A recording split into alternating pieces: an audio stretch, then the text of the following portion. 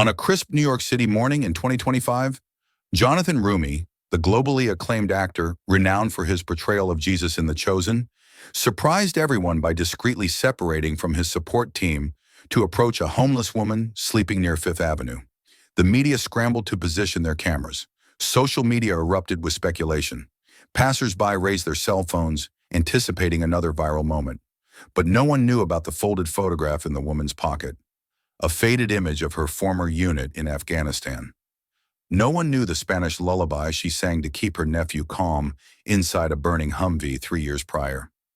No one knew that this woman, clad in a worn military jacket, was about to transform not just Jonathan Roumie's life, but the lives of thousands of veterans nationwide. Some stories begin with a single step. This one began with a debt that could never be repaid, and a chance encounter that would change everything. Emily Martinez pulled the military jacket tighter against her frame as the biting morning wind whipped through the concrete canyons of New York City. Fifth Avenue was beginning to stir with the rumble of delivery trucks and the first hurried footsteps of professionals in expensive shoes. No one met her gaze directly, a common occurrence when one is invisible to the world. But Emily hadn't always been invisible. There was a time when she was admired and respected, Sergeant Emily Martinez, a combat medic decorated for valor. Now, all that remained was an old jacket, a living testament to what she had lost since Afghanistan. The spot she'd chosen to sleep, near a tall building where she often saw celebrities, wasn't the safest, but it offered two advantages: an overhang that kept the rain off her, and a ventilation grate that spewed warm air in the early hours. More importantly, it provided a clear view of all angles, a habit from her wartime days she'd never shaken, even 3 years out of uniform. She glanced at the scratched but still functional Casio watch that had survived 2 overseas deployments. It was 6:45 a.m., time to pack up before the tide of executives swept the street. Emily knew from experience that lingering past 7 a.m. meant risking forceful removal by security. As she rolled up her sleeping bag, her hands trembled. Last night's nightmares still echoed. She could smell the acrid scent of burning rubber, hear the desperate cries for help. Her medical bag felt like it weighed a ton that day. It was akin to running with stones, not supplies. She shook her head, trying to dislodge the memories. She had a routine, and that kept her sane. Making the bed, stowing the cardboard that served as her mattress, clearing any refuse from her immediate vicinity. Being homeless didn't equate to being slovenly. She checked her backpack, the sole possession she owned. Inside were clean socks, a t-shirt, her VA paperwork that never left its designated spot, and her most prized possession, a photograph of her team, taken before that final patrol. She pulled out a granola bar, breakfast of champions, and broke it into pieces. A kind woman from the shelter had given her a box the day before. Emily had learned to make food last. She'd been in worse straits. 2 years prior, she'd been too proud to accept any form of assistance, but she learned that pride warms no one, nor does it nourish. The morning bustle was escalating. Emily watched people stream by with their expensive coffees, eyes glued to their phones. At times, she wondered how they perceived her. As a threat? A problem? An inconvenience the city needed to rectify? She'd once had a life like theirs. A thriving practice in Philadelphia, an apartment with a view, and a family who still returned her calls. But PTSD doesn't care about degrees, plans, or promises. It simply consumes. The VA had tried to help, she would concede, but amidst endless waiting lists, red tape, and silences, she had fallen faster than the system could catch her. By the time her name finally surfaced for treatment, she had already lost everything: her medical practice, her apartment, and ultimately her family's patience. She pushed herself up, stretching the stiff muscles from another night spent on concrete. Her back ached. An old injury, sustained when her transport was struck by an IED, was just another testament to her service. The sun climbed, glinting off the glass towers. One of the adjacent buildings housed celebrities. Because of this, there were always security personnel, which kept her relatively safe. But today, something was amiss. Guards were whispering into their radios. Black SUVs were amassing discreetly. The pedestrian flow was subtly rerouted. A press van pulled up at the corner. Emily knew instantly something momentous was about to unfold. She slung her backpack over her shoulder, instinctively gauging its weight. In Afghanistan, her medical pack weighed precisely 10 kilograms, and she could locate any item within it blindfolded.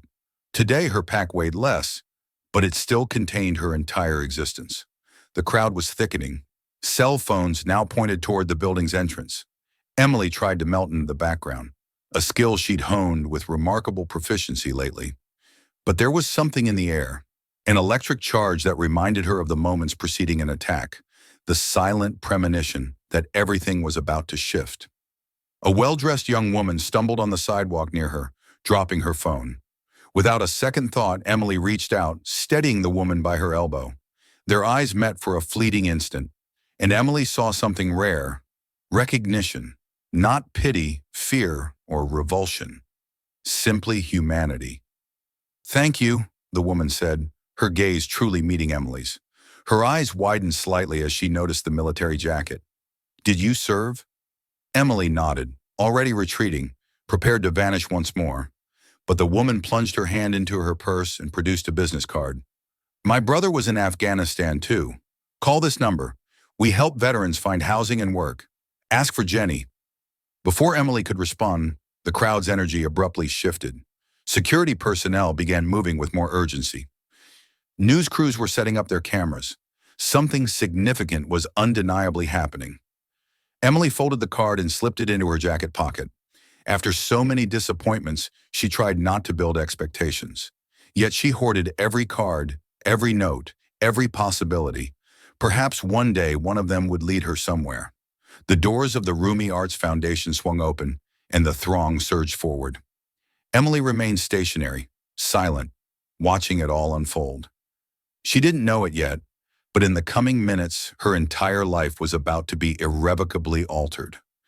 Everything that had brought her to this corner, every mission, every nightmare, every lost dream, had prepared her for what was about to occur.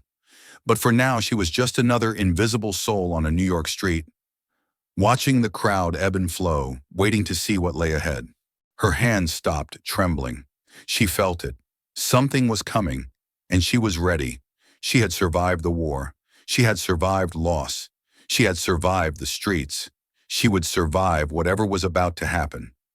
From the rooftop of the Foundation's headquarters, Jonathan Roumie observed the activity below. His reflection appeared in the soundproof glass. Older now, perhaps more weary but still standing. He wore a discreet suit, carrying the same gentle demeanor that had made him world-renowned as the actor who gave face and soul to Jesus. The weight of recent years was palpable. The unexpected fame, the social projects, the letters he received daily from people recounting how his performance had transformed their lives. He would never admit to being tired aloud, not even to his closest confidants. 2 minutes, Mr. Roumie," his head of security announced from the doorway. Even years after the peak of his success with The Chosen, they still addressed him as Mr. Old habits die hard. Jonathan merely nodded, adjusting his tie one last time. The meeting scheduled for today involved important investors for a new social inclusion project for war veterans, a cause that had always touched him deeply, but something else occupied his thoughts, a memory, an image. Something at that corner, where the crowd was densest, made his heart beat differently. His phone vibrated. It was another message from his nephew, Michael. Since his return from Afghanistan 3 years ago, the young man had changed, quieter, more serious. The doctors called it PTSD, but Jonathan knew it was more than that. Michael had left something behind in that desert, or perhaps someone. "Uncle Jonathan, about that combat medic who saved my life. I think I found her." Jonathan's hands tightened around his phone. For 3 years, Michael had been searching for the medic who had pulled him from the burning Humvee, the one who sang to him while they awaited rescue, the one who kept him alive when he was already losing consciousness. Jonathan looked again at the street corner, and then something clicked in his mind. A photograph Michael had shown him months ago. A woman with a determined gaze, adorned with medals, a unit flag in the background. He thought he had seen someone resembling her the previous day, right there, on that same corner. But it couldn't be. "Sir, the investors are waiting in the conference room," his assistant informed him, arriving with a stack of documents. And the press has already discovered you are here. They're positioning themselves outside. Cancel everything, Jonathan said abruptly. Silence fell in the room. The security detail exchanged glances. Over the years, they had learned to recognize when he acted on instinct. They knew something was about to happen, and it wasn't in the plan. Sir, we need to sweep the area first. The head of security protested. The crowd's already been scanned. I'm going. Now. Jonathan stepped into the elevator. His team scrambled to follow. Since when do I do things the normal way? He commented, a hint of a smile playing on his lips. The elevator descended smoothly. His mind raced. If he was right about who was on that corner, everything could change. He had seen too many veterans struggle to restart their lives after returning home. He had heard Michael's nightmares during long, late-night conversations. The lobby gleamed with pale marble and golden light, as always. The security detail fanned out around him. Earpieces buzzed with updates. The crowd pressed against the hastily erected barriers. Jonathan stopped before the glass doors. Outside he saw her, the woman from the photograph.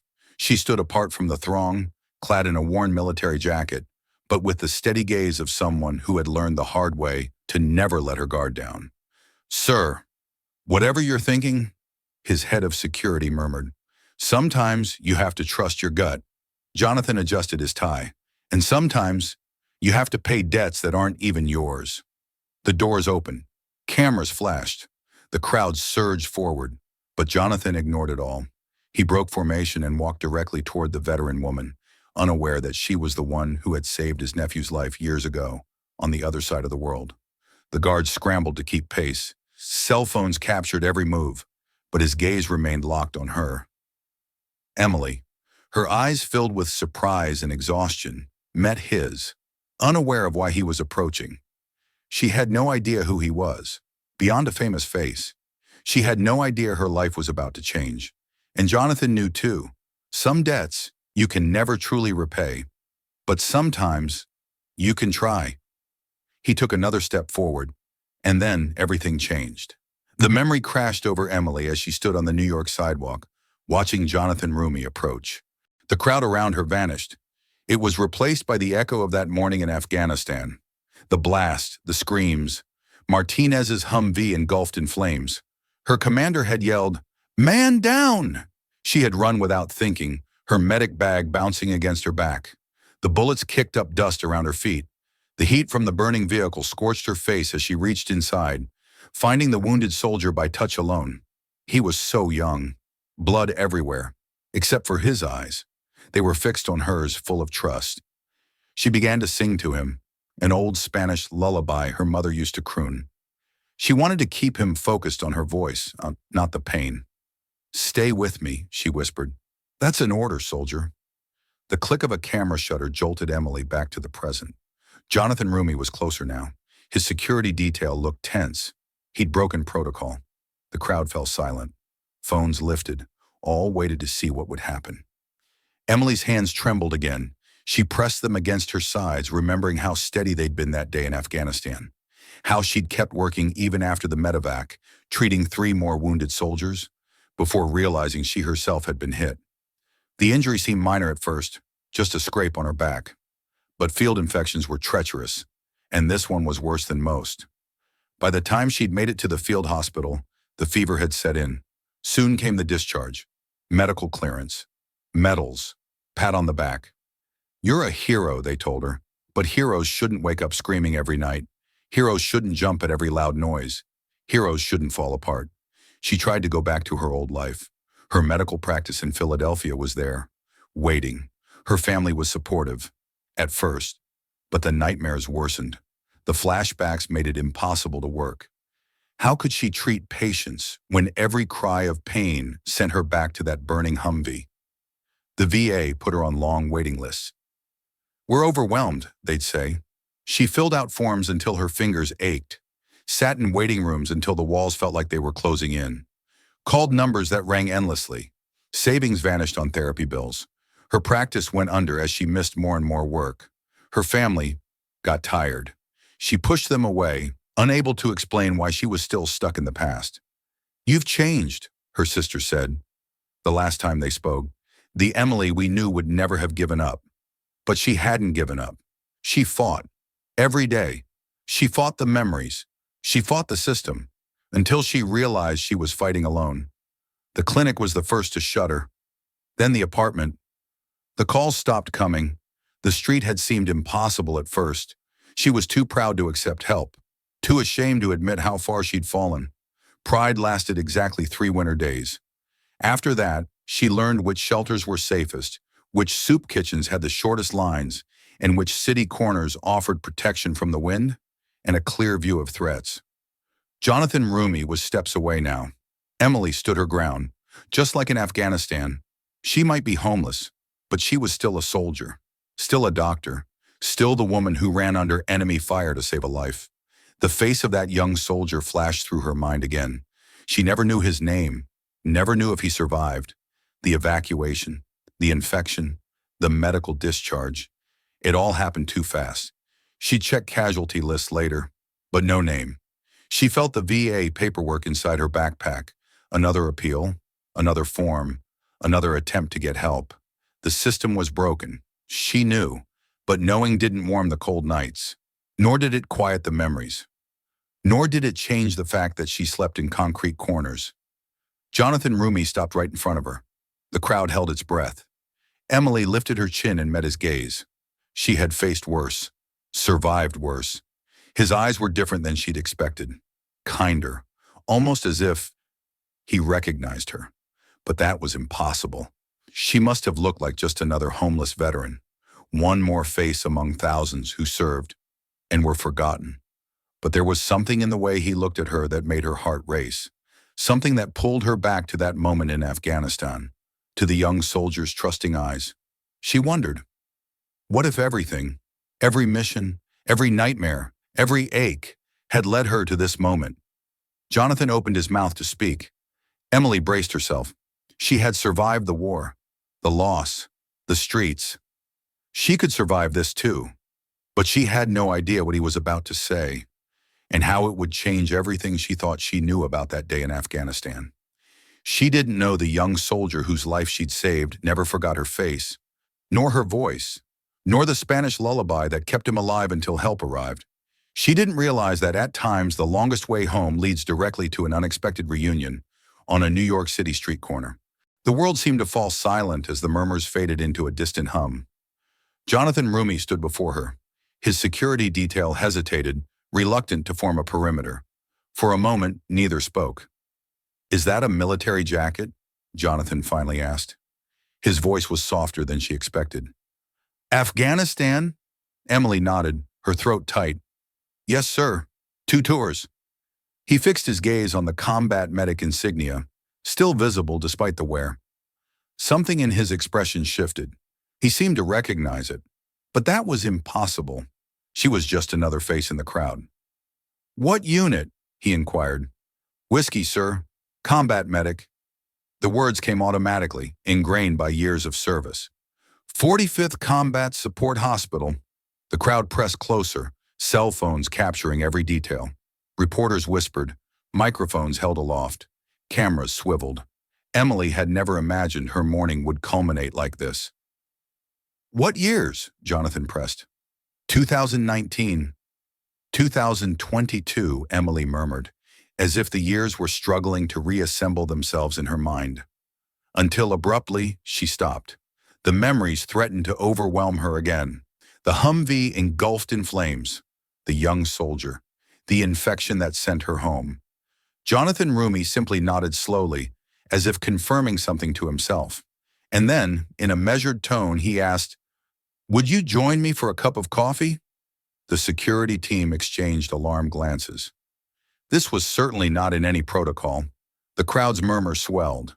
More cell phones appeared, recording every second. Emily's mind raced. This had to be some kind of trick. Things like this didn't happen to homeless veterans on New York City street corners. But there was something in Jonathan's eyes, an urgency, a purpose, and that made her pause. "I don't need charity, sir," she said softly, her pride, despite everything, still intact. Jonathan actually smiled at that. "That's not what this is about," he said, gesturing calmly towards the building's entrance. It's about settling a debt I didn't even know I owed. Emily's hand tightened on her backpack strap. She never trusted strangers.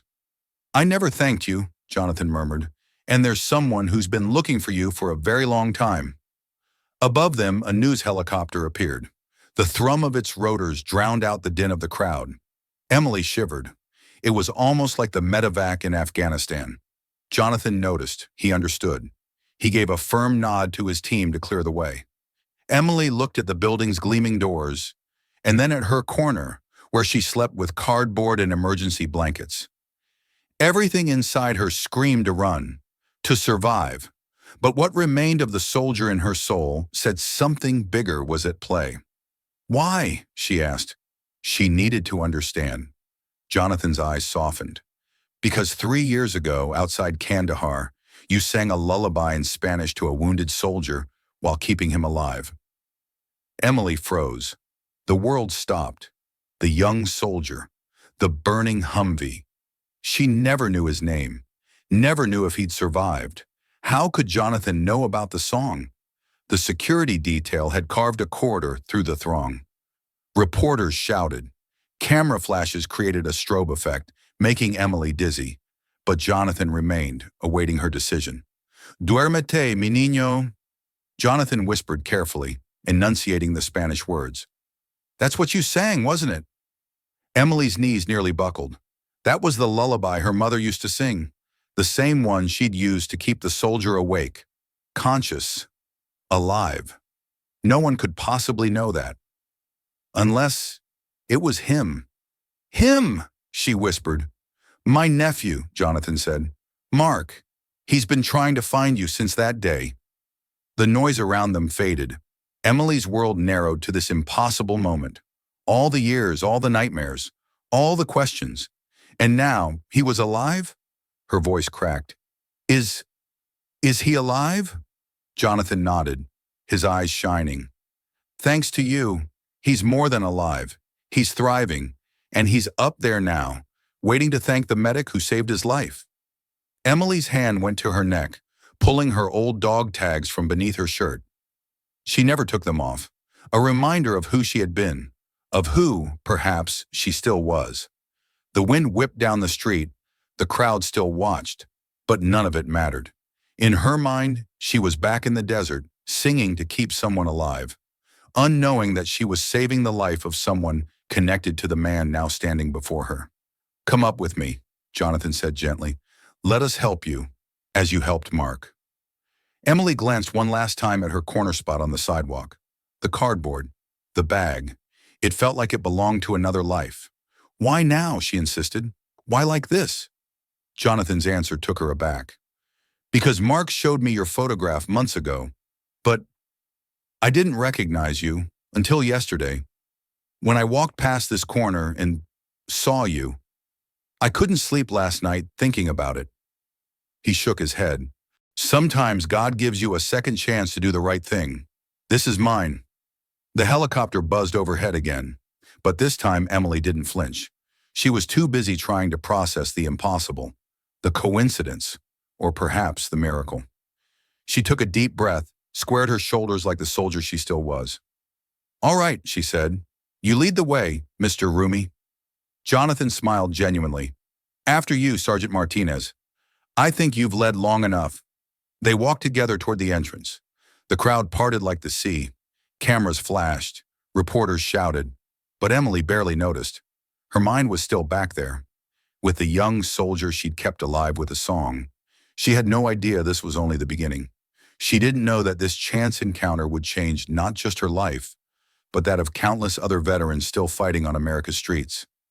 Sometimes, the longest journey home doesn't end where you expected, but exactly where you needed to be. The building's doors swung open before them. Emily Martinez, decorated combat medic, invisible veteran, rediscovered soul, took her first step toward a future she never would have imagined on any ordinary morning. The videos hit social media before she and Jonathan reached the elevator. Dozens of cell phones captured the interaction, but each clip told a different story. Some only showed the beginning, Jonathan approaching a homeless woman. Others caught fragments of conversation, without context, of course. Minutes later, Jonathan Roumie and the homeless veteran was trending nationwide. "Look at this circus," Emily murmured, waiting for the elevator. Across the glass walls, the crowd was swelling. News vans were parked. Satellite dishes rose like metallic trees. Instinctively, her hand went to her backpack. Old habit. Everything she owned was in there. And it felt strange to bring it to this gleaming lobby with its polished marble and gold trim. Security personnel stood nearby. Their expressions had shifted, from alarm to curiosity. "Social media," Jonathan commented, glancing at his phone. "Everyone thinks they know the whole story from a 30-second video." He showed her the screen. A video of their interaction was already going viral. Comments flashed by. "Marketing stunt. Who is she? Is this staged? Why now? What's the real story?" Emily recognized herself in the footage, but the person everyone was dissecting felt like a stranger. Some called her a fraud, others an extra. A few recognized her military jacket and defended her service, while others questioned if she was truly a veteran. The elevator doors slid open with a soft whoosh. As Emily stepped inside, she caught her reflection in the mirrored walls, her worn jacket, her tired face, her slightly puffy eyes. She looked exactly like what she was, a homeless veteran sleeping on the streets. No wonder people thought it was all staged. Things like this don't just happen. Except this time, it had. And now she was about to meet the man she'd saved, the young soldier who, in fact, wasn't so young anymore. 3 years. Had it really been that long? The media was in a frenzy. One of the security guards touched his earpiece and said, "They're demanding a statement, and Twitter is exploding with theories." Jonathan Roumie stepped away from the commotion. "Let them talk. Some stories aren't meant to be told in sound bites." Emily closed her eyes as the elevator ascended smoothly. Her mind drifted back to other times she'd been judged. The waiting rooms at the VA, where other patients eyed her with suspicion because of her PTSD symptoms.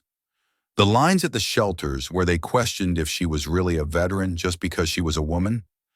The street corners where men in suits clutched their briefcases tighter as they passed her. "To doubt," Jonathan murmured. "Did you?" Emily's eyes opened, meeting his gaze in the mirror. "I've had nothing but doubt since Afghanistan, sir."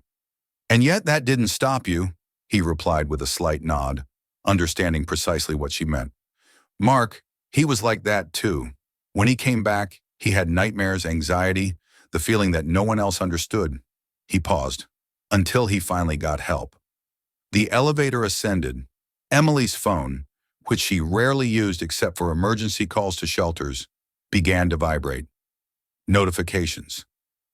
Military contacts recognizing her from viral videos. Former colleagues from the field hospital. Even her sister, who hadn't called in over a year. She switched the device off. These connections could wait. For now, she needed to focus on the present moment. Keep her breathing steady. Outside, news helicopters circled the building like mechanical birds. Social media was ablaze, judging without context, fabricating narratives without facts. Some called this a beautiful moment of reconnection, others a staged event with political motivations. But Emily knew the truth was far simpler and more complicated than anyone could imagine. It was about a morning in Afghanistan, a burning Humvee, a Spanish lullaby. It was about survival, redemption, and the long road home. It was about second chances, not just for her, but for everyone who had ever fallen through the unseen cracks of society. Her dog tags weighed against her chest, a familiar weight that had anchored her through countless nights. They were proof of who she was. It didn't matter what anyone else believed. No social media storm could take that away from her. The elevator slowed as it neared the upper floors. Emily's combat training kicked in automatically. She assessed exits, angles, potential threats, old habits that had kept her alive in both war and on the streets. "They're going to want to film this," she said abruptly, realizing how it would look from a public relations standpoint. "The reunion, I mean. It'll make quite a story." Jonathan Roumie surprised her by shaking his head. "No cameras. Some moments belong to the people who live them, not to the world, not to entertainment." The elevator stopped smoothly. As the door slid open, Emily caught fragments of conversations from nearby rooms. Staff members attempting to quell the media frenzy, phones ringing with interview requests, the distant thrum of helicopters still hovering outside, but none of it registered. She stepped into the silent corridor and saw a man standing by the window, older than the soldier she remembered, but with the same eyes that once looked at her with absolute trust as she fought to save his life. Mark Roumie turned, and the noise of the world fell away. There were no viral videos, no social media debates, no public opinion to consider. Just a doctor and a soldier meeting again after years of wondering, hoping, searching. Some stories, Emily understood then, cannot be captured by hashtags or spread through viral videos. Some stories need to be lived, breath by breath, heartbeat by heartbeat, until one day you finally find your way back home, even if home is a place you never imagined you'd find. For a long moment, neither moved. Mark stood by the window, sunlight streaming around him. Emily remained frozen by the elevator doors. 3 years, she murmured. You still have your jacket, Mark said finally, his voice raspy with emotion. The same one from that day. Emily touched the fabric automatically. She could never quite bring herself to part with it. She studied his face. She still saw the young soldier she remembered, in the man he had become. You're, well, healthy. Thanks to you. Mark took a step forward, then stopped, visibly hesitant. I hear your voice sometimes. You know, that lullaby in Spanish. It's what I focus on when everything goes dark. Jonathan Roumie and his team retreated, giving them space. This moment was theirs. The helicopters still circled. The phones still buzzed with notifications, but none of it seemed to matter anymore. Mi angelito, Emily said softly. She watched Mark's eyes well up with tears. My mother's lullaby. She used to sing it when I was scared. It kept me alive. Mark's voice cracked. You kept me alive. Even when the pain was so bad, I wanted to give up. Your voice gave me something to hold on to. Emily's instincts kicked in. She assessed the way he cradled his left side, a subtle, protective gesture. She recognized the look in his eyes. It was the same as what she saw in her own reflection, the shadow of things no one else could see. The infection, Mark said, gesturing to her back. After you pulled me out, they told me you nearly died too. Emily nodded, surprised he knew that. I caught it in the field, but nothing compared to what you went through. Mark looked down.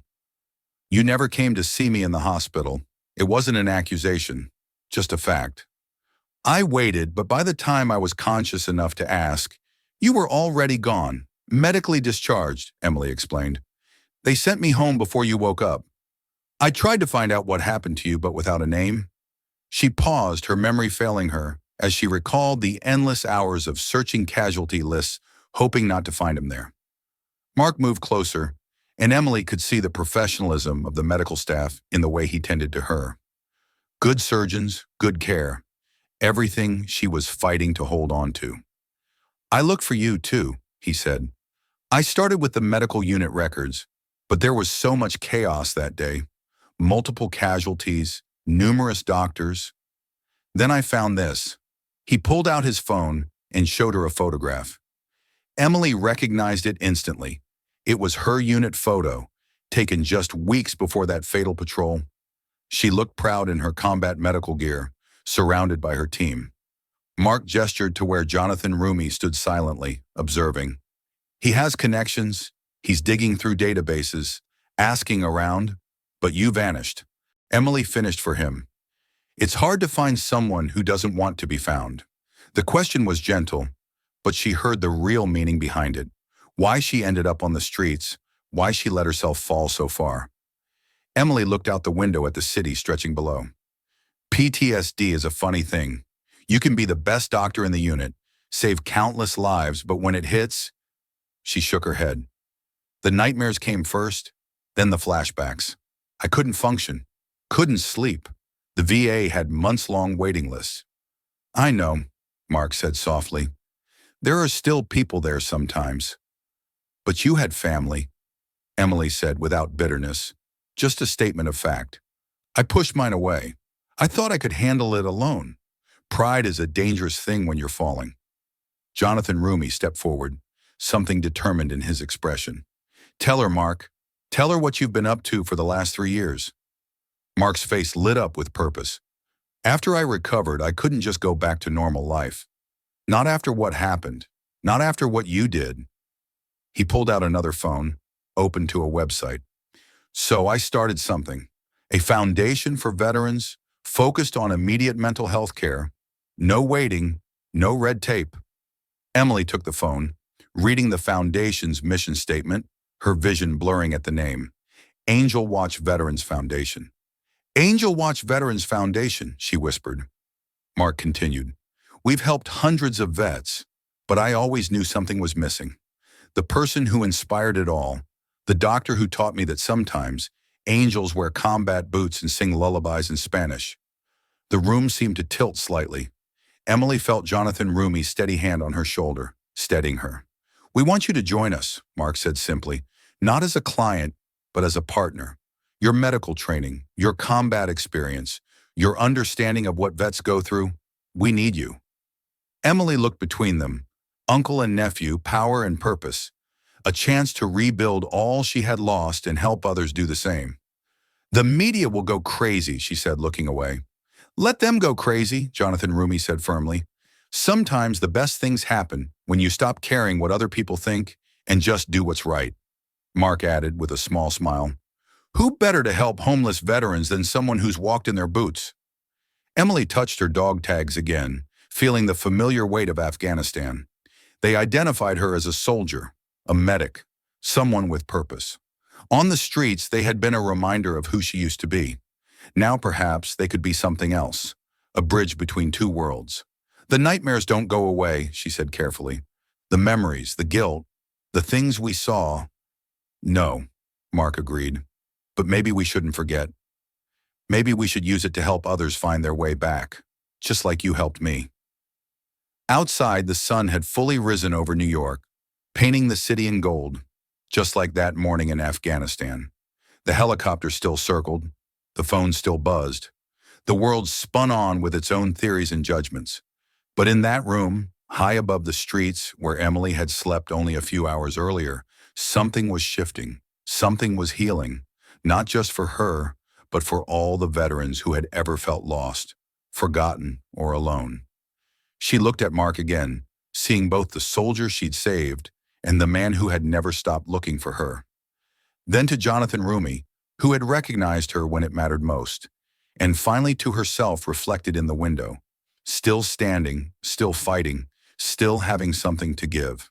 The next words she spoke would change everything, but she didn't yet know how far those changes would reach, nor how many lives they would touch.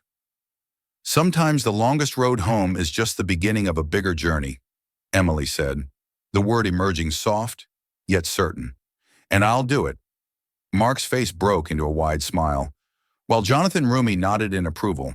But before anyone else could speak, Jonathan's head of security entered the room. Sir, you need to see this, he said, holding out a tablet, displaying social media exploding with a new development. Someone in the crowd had recognized Emily. Her days of medical practice, her old hospital ID photo, were being shared across the internet side by side with her military service photo. The story was growing, evolving, taking on a life of its own. Dr. Emily Martinez, Jonathan read aloud, award-winning trauma surgeon, combat medic with 2 tours, Bronze Star recipient. He looked at her. They're finding everything. Emily felt her chest tighten. Her 2 worlds were colliding. The esteemed doctor she'd been and the homeless veteran she'd become. The contrast was stark, painful, real. Let them see what war can do to anyone, Mark said firmly. Let them understand the line between success and struggle is thinner than they think. But there was more. As Jonathan scrolled through the posts, his expression shifted. Emily, he said slowly, did you know about this? He turned the tablet toward her. On the screen, a declassified military briefing document. Her name was there, along with details of that day in Afghanistan. But it wasn't just about saving Mark. The full report showed what happened after she returned. After being wounded and marked for medevac, you returned to the field.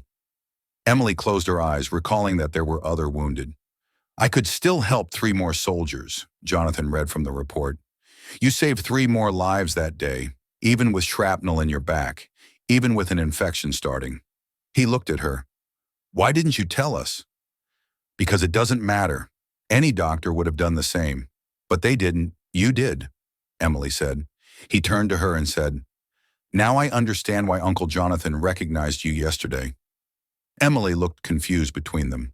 Jonathan Roumie sat down at his tablet and walked to his desk, pulling out an old file. 2 years ago, he explained, I received a military briefing on veterans. They showed us examples of exceptional service members who fought on even after returning home. Your case was one of them, a combat-decorated medic who saved multiple lives in a single engagement, only to end up battling PTSD and homelessness.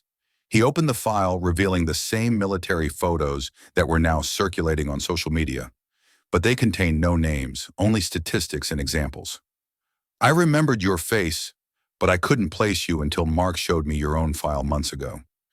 Even then, I wasn't sure until I saw you yesterday, he continued. Emily asked softly, Now? Now? Jonathan Roumie replied. We have a chance to make this right, not just for you, but for every veteran sleeping on the streets tonight. Mark stepped forward, pulling up the Foundation's website again. We're working on something bigger, partnering with hospitals to provide immediate mental health care for veterans using civilian trauma centers to supplement the VA system. Emily's medical training kicked in upon hearing the possibilities of fast-track treatment, no wait lists, direct access to care when needed. Exactly, Mark nodded. But we needed someone who understood both worlds, military and medical, someone who had lived it from both sides. Someone like you, Jonathan Roumie added quietly. Emily looked down at her worn jacket. In the city where she had spent so many nights seeking warmth and safety, the contrast wasn't just personal. It was about every veteran who had ever felt lost, every soldier who had ever fought to find their way home. There's more, Mark said gently. That informational document wasn't just about that day in Afghanistan. It was about value patterns. They studied cases where soldiers went above and beyond, trying to understand what drove them. Jonathan Roumie picked up the thread. Your case stood out because even after you were wounded, even after saving my nephew, you kept going back, kept helping others. Even now, out on the streets, other homeless veterans have said you looked out for them, shared what little you had, pointed them towards shelters and services. You never stopped being a medic. I never stopped trying to save others, even when I needed to save myself, Mark said softly. Emily felt tears well up for the first time since that day in Afghanistan. I didn't know how to stop, she admitted, and I still don't. Then don't, Jonathan Roumie said firmly, but do it with resources, with support, with a platform that can help thousands instead of dozens. He gestured to the city below, where news vans still clustered around the building she was in. Those reporters down there are waiting for a story, but not the one they think they'll get. Not just about an encounter between an artist and a homeless veteran. Tell them the real story, Mark implored, about service that doesn't end when the uniform comes off, about warriors who keep fighting even when the battlefield shifts, about a medic who saved my life and can now help save thousands more. Emily touched her dog tags one last time, feeling their weight, not as a burden now, but as a bridge between who she was and who she could become. Well, she said finally, we do what's right, without sugarcoating the truth, without hiding the difficult parts veterans need to hear, that there's no shame in struggling, that asking for help isn't weakness. Jonathan Roumie nodded, pulling out his phone. I'll call a press conference, but you're giving the speech, telling your story, your words, our story. Mark corrected him. Start with that Spanish lullaby in the burning Humvee and bring it all the way to this moment right here. Emily looked around the room at Mark, alive and thriving, and at Jonathan Roumie, who had seen her when it mattered most. In the window's reflection, she was still standing. Despite it all, the helicopters still circled outside, but their sound no longer made her flinch. The past doesn't disappear, but perhaps it can become a foundation rather than a prison. Perhaps every step of your journey, even the most arduous, led you exactly where you needed to be. I, Pino Angel, she hummed softly, the old lullaby carrying years of memory and meaning. Mark joined in, recalling the words that had kept them alive. Even Jonathan Roumie grew up quietly listening to the music that had set off a chain of events leading to this very moment. Sometimes the longest way home is just the beginning. Sometimes rock bottom is actually a foundation, and sometimes a chance encounter on a New York City corner can change not just one life, but thousands. Emily Martinez, doctor, soldier, survivor, straightened her shoulders and faced the future, ready to help others find their way home. After all, that's what angels do. Thank you for joining us for this powerful story about service, second chances, and the unexpected ways we help each other heal. Emily and Mark's journey reminds us that sometimes the greatest acts of kindness come from the most surprising places. We'd love to know where you're listening from and what this story meant to you. Leave a comment below to tell us your city and state, and if you know any veterans who have made a difference in your community, share their stories too. Don't forget to like and subscribe for more stories that remind us of our shared humanity and the power of reaching out to those who have served our country. Remember, sometimes angels wear combat boots, and sometimes home is found in the most unexpected places. Until next time.